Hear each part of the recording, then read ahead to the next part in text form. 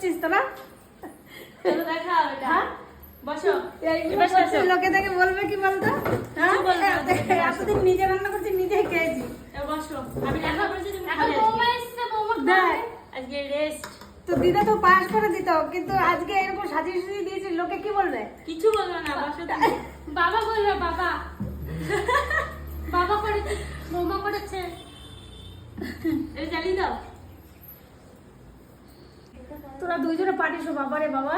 এটাই ঠিক আছে। ব্রেসলেটটা দাও। মাকে প্রথম এভাবে সাজিয়ে দেওয়া হলো, মানে আমি এসে দিলাম, এর জন্য মা অনেক খুশি হয়েছে। দেখো তোমরা।